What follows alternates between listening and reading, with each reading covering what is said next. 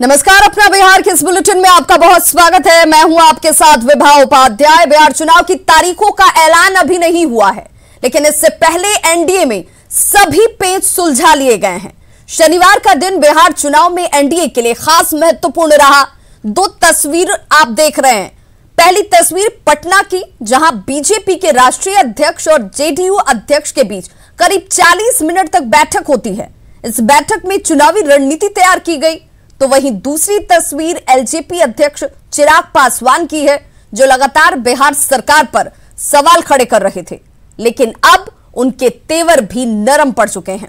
दिल्ली में न्यूज 18 से एक्सक्लूसिव बातचीत में चिराग पासवान ने साफ साफ कहा कि उन्हें पीएम मोदी, बीजेपी अध्यक्ष पर अटूट भरोसा है और उनकी पार्टी एनडीए गठबंधन का अटूट हिस्सा है। नीतीश के नेतृत्व में चुनाव लड़ने की बात भी चिराग पासवान ने कही। तो मुलाकात के बाद जेपी नड्डा की बात को सुनेंगे तो आप समझ पाएंगे कि एनडीए में सीटों पर अब कोई समस्या नहीं है। सर, ये जो बैठक हुई है किस तरह की रही मुख्यमंत्री जी से? बहुत अच्छी बैठक रही। हमेशा हम लोग मिलते रहते हैं और आज भी मैं मिला उनसे। सीट बंटवारे को लेकर बात हुई। माननीय मुख्यमंत्री जी गठबंधन का नेतृत्व करेंगे, ये भारतीय जनता पार्टी पहले ही कह चुकी है और मैंने हमेशा से इस बात को कहा है कि भारतीय जनता पार्टी जो भी फैसला लेगी, मैं पूरी तरीके से भारतीय जनता पार्टी के साथ हूं। मेरा अटूट विश्वास हमारे आज के प्रधानमंत्री आदरणीय नरेंद्र मोदी जी, भारतीय जनता पार्टी के राष्ट्रीय अध्यक्ष जेपी नड्डा जी पर है, हमारे गृह मंत्री आदरणीय अमित शाह जी पर है। तो ये जानना बहुत जरूरी है कि एनडीए में ये बात कैसे बनी। नड्डा और चिराग पासवान की दिल्ली में पहले ही मुलाकात हो चुकी थी। मुलाकात के दौरान चिराग पासवान ने अपनी बातों को उनके सामने रख दिया था। नड्डा और बीजेपी के शीर्ष नेतृत्व ने उन्हें हर संभव भरोसे का आश्वासन भी दिया। सम्मानजनक सीटें देने का चिराग को आश्वासन मिल चुका था।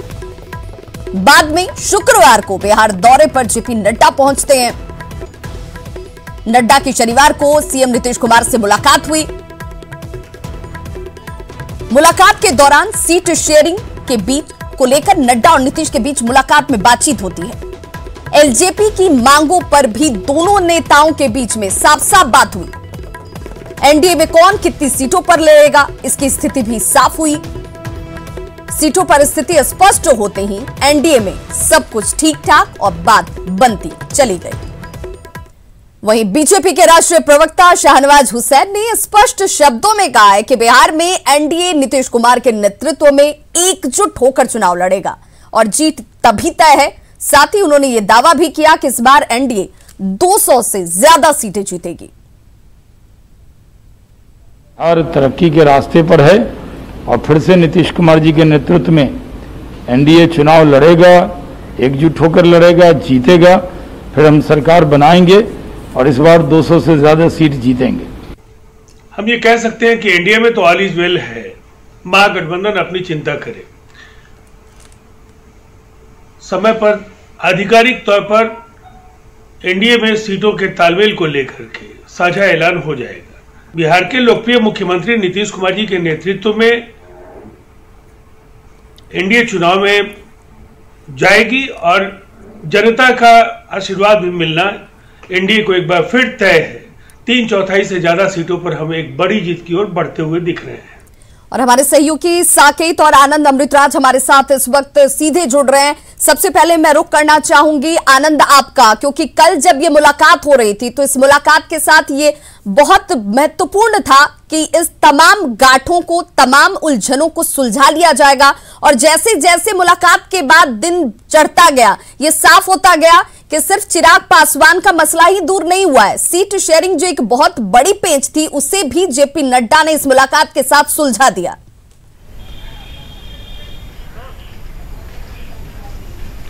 देखिए विभा, अभी पूरी तरीके से तस्वीर पर मुहर नहीं लगी है, लेकिन मैं आपको बताऊं कि जो हमारे सोर्सों ने जानकारी दी है, कल के मुलाकात को 50 मिनट के जो मुलाकात हुई है नीतीश कुमार और जेपी नड्डा के बीच में, और भी जो बीजेपी और जेडीयू के वरिष्ठ नेता उस कमरे में थे। कल नीतीश कुमार ने बीजेपी को ये बताने की कोशिश की कि 2005 से लेकर आज तक हमारा गठबंधन कितना मजबूत रहा अगर बीच के 1.5 से 2 साल के बीच के अंतराल छोड़ दे तो। और हम लोगों ने काफ़ी मजबूती से चुनाव लड़ा है। और कई जेडीयू ने कितने सीटों पे चुनाव लड़ा, बीजेपी कितनी सीटों पे चुनाव लड़ी, तो नीतीश कुमार ने एहसास कराया है कि हमारी दोस्ती कितनी गहरी है। दूसरी महत्वपूर्ण बात कि बिहार में इस वक्त जो कोरोना और बाढ़ वाली स्थिति हो गई थी, जिसके वजह से बिहार के कई इलाके प्रभावित हुए थे, बाढ़ से और कोरोना से भी बिहार पे काफ़ी असर पड़ा था। उससे निपटने के लिए नीतीश कुमार की सरकार ने क्या कुछ किया, कैसे उन्होंने स्थिति को संभाला, तो उन्होंने बताने की कोशिश की कि बिहार की जो परिस्थितियाँ बदली है, आज जो चुनाव का माहौल हुआ है उसमें उनके प्रयास कितने रंग लाए हैं।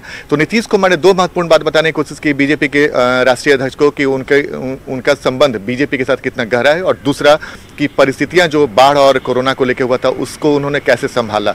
उसके बाद जो सीटों की बात रही, तो जेडीयू की तरफ से नीतीश कुमार कभी सीट की बात नहीं करते हैं। बीजेपी ने भले ही उन्हें ऑफर किया, तो नीतीश कुमार के पास ऑफर गया है, अब वो देखना दिलचस्प होगा कि नीतीश कुमार आगे उसको कैसे बढ़ाते हैं। लेकिन इतना दिलचस्प है विभा कि ललन सिंह इस बार भूमिका में रहेंगे। पिछली बार आपको याद होगा 2019 के लोकसभा चुनाव में आरसीपी सिंह ने टिकट के बंटवारे में महत्वपूर्ण भूमिका निभाई थी, तो इस बार जेडीयू की तरफ से नीतीश कुमार ने ललन सिंह को आगे किया और अपने साथ उस बैठक में शामिल भी किया।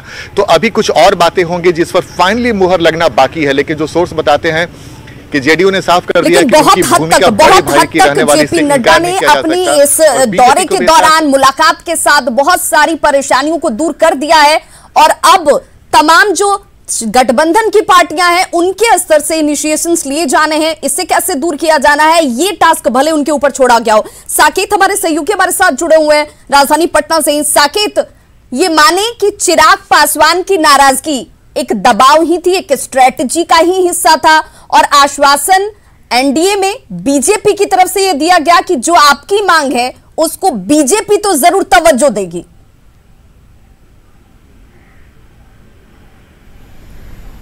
देखिए, बिल्कुल विवाह, चिराग पासवान जिस तरह से लगातार नीतीश कुमार पर हमला बोल रहे थे, उसके पीछे की स्ट्रेटजी यही थी कि जो एनडीए के अंदर उनको सीट जो मिलने वाला था लोजपा को, उसमें वो अपना मोल भाव कर सके। लेकिन जो शुरू से हम लोग ये खबर भी चला रहे हैं कि 25 सीट के आसपास लोजपा के लिए पहले से ही कह दिया गया था, और इसी की वजह से लोजपा का विरोध भी हो रहा था। लेकिन जो कल बैठक हुई है विवाह, उसमें एक महत्वपूर्ण बात सामने आई है जो हमारे सोर्स बता रहे हैं कि वहां पर ये बात चिराग पासवान को लेकर ये चर्चा की गई कि आखिर चिराग पासवान का जो ये रुख है उस पर नीतीश कुमार की जो नाराजगी है उसे लेकर कड़े शब्दों में जेडीयू ने, वहां भी ललन सिंह ने और नीतीश कुमार ने इस पर कहा कि चिराग पासवान का जो रुख है वो सही नहीं है, और बीजेपी के कारण ही कहीं ना कहीं जेडीयू इन चीज़ों को सुन रहा है और उस पर अपनी प्रतिक्रिया नहीं दे रहा है।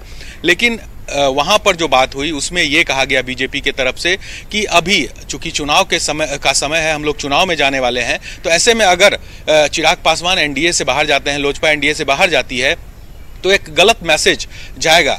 इसीलिए अभी इन चीज़ों को खत्म करना चाहिए और एक साथ एकजुट होकर चुनाव में जाना चाहिए। और इसी के बाद देखिएगा आप कि कल चिराग पासवान की भी इस पूरे मामले पर चिराग पासवान का आया कि वो सब चीज़ एनडीए में ठीक है और वो नीतीश कुमार का जो नेतृत्व है उसे वो कबूल कर रहे थे। तो एक अहम बात इस बैठक में ये हुई, और साथ ही साथ जो फार्मूला तय किया गया, जो लगातार हम लोग दिखा भी रहे हैं, उस फार्मूले पर बात हुई, और बड़े भाई की भूमिका में जेडीयू रहेगी, इसमें अब कोई से भी शक नहीं है। और इसी चीज़ों को लेकर लेकिन जो फाइनल डिसीजन है विवाह, वो दिल्ली से होगा, क्योंकि जो जेपी नड्डा यहाँ आए थे उन्होंने नीतीश कुमार से बात की, उनका फीडबैक वो उन्होंने ले लिया, और अब वो अमित शाह से जाकर वहाँ बैठेंगे और फाइनल डिसीजन अमित शाह का ही होगा। अमित शाह ही इस पर पूरा मोहर लगाएंगे और इसी का इंतजार किया जा रहा है।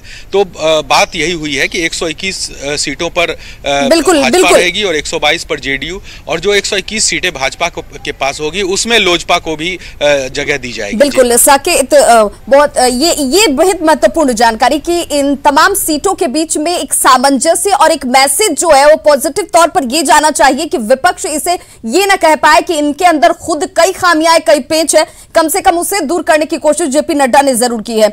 अमितेश हमारे सहयोगी हमारे साथ जुड़ गए। अमितेश, क्या ये माना जाए कि जेपी नड्डा ये बखूबी जान रहे थे, समझ रहे थे कि इस वक्त अपने गठबंधन से किसी भी सहयोगी का जाना जो है वो नुकसानदायक हो सकता है, इसीलिए उन्होंने बीजेपी के तौर पर यहां पर एक इनिशिएशन दिया है, और अब विपक्ष के पास कोई वजह नहीं रह जाती जिसको वो ये कह पाए कि देखिए आपके अंदर इस तरीके की पेंच नजर आती है, आप विपक्ष पर सवाल नहीं उठा पाते हैं? देखिए, एक बात बिल्कुल साफ है, जेडीयू की तरफ से भी कहा जा रहा था लगातार कि हमारा गठबंधन बीजेपी के साथ है, एलजेपी के साथ हमारा गठबंधन 2005 के बाद कभी नहीं रहा।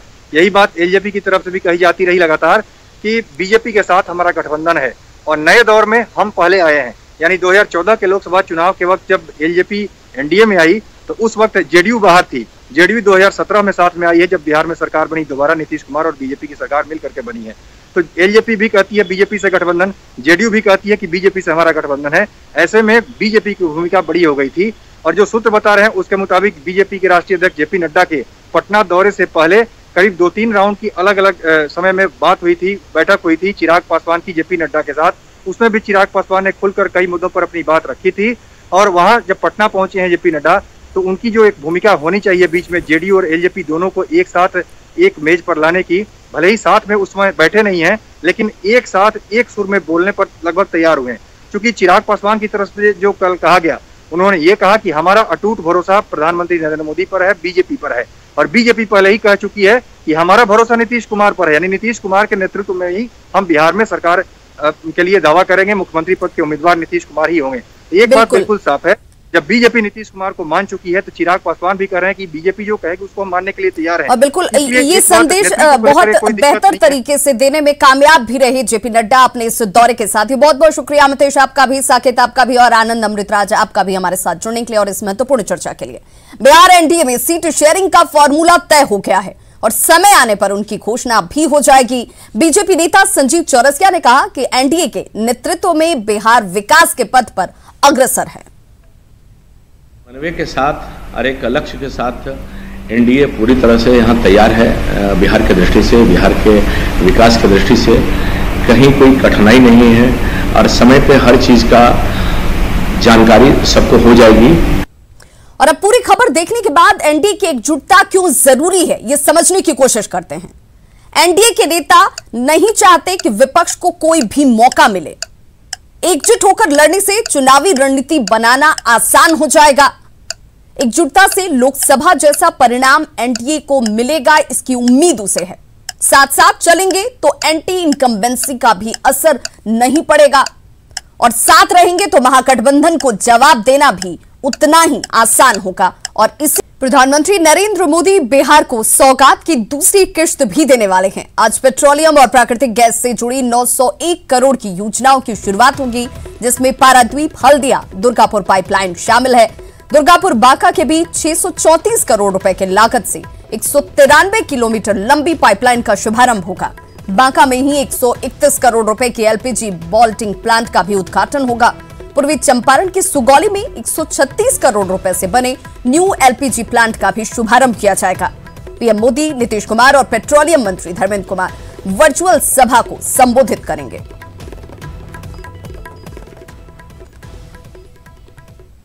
तो पूर्वी चंपारण के हरसिद्धि में आज प्रधानमंत्री एचपीसीएल के गैस बॉल्टिंग प्लांट का उद्घाटन करेंगे। उद्घाटन को लेकर सभी तैयारियां पूरी कर ली गई हैं। संवाददाता मुकेश सिन्हा ने कार्यक्रम स्थल का जायजा लिया।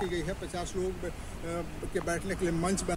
पूर्वी चंपारण के सुगौली में बने एचपीसीएल के बोटलिंग प्लांट का आज प्रधानमंत्री दिल्ली से वर्चुअल माध्यम से उद्घाटन करेंगे। इस उद्घाटन के लिए यहाँ पूरी व्यवस्था की गई है और यहाँ पर जो कार्यक्रम होंगे वह 12 बजे से होंगे, जिसमें वर्चुअल माध्यम से ही मुख्यमंत्री भी कार्यक्रम को संबोधित करेंगे। कार्यक्रम में यहाँ आने के लिए 50 लोगों की व्यवस्था की गई है। 50 लोग के बैठने के लिए मंच बनाए गए हैं और कार्यक्रम स्थल बनाए गए हैं, जिसके लिए पूरी व्यवस्था की गई है। करीब 1500 करोड़ रुपए की लागत से बने यह बोटलिंग प्लांट में गैस आएंगे और उसे यहाँ सिलेंडरों में भर करके पूर्वी चंपारण, पश्चिमी चंपारण, गोपालगंज, सीवान, शिवहर आदि जिलों में पहुँचाए जाएंगे। इसके लिए पूरी तरह से व्यवस्था की जा रही है और अधिकारी सुबह से ही यहाँ लगे हुए हैं कार्यक्रम को कैसे सुचारू किया जाए। इस कार्यक्रम में अभी यहाँ पूर्व केंद्रीय मंत्री राधा मोहन सिंह,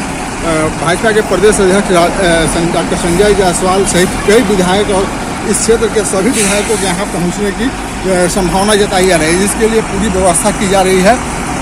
और यह बोटलिंग प्लांट के उद्घाटन के बाद लोगों को कितना फ़ायदा होगा यह तो समय ही बताएगा, लेकिन निश्चित रूप से यह कार्यक्रम बहुत बड़ा होगा और इससे निश्चित ही लोगों को लाभ मिलेगा। मुकेश सिन्हा, न्यूज़ 18 मोतिहारी।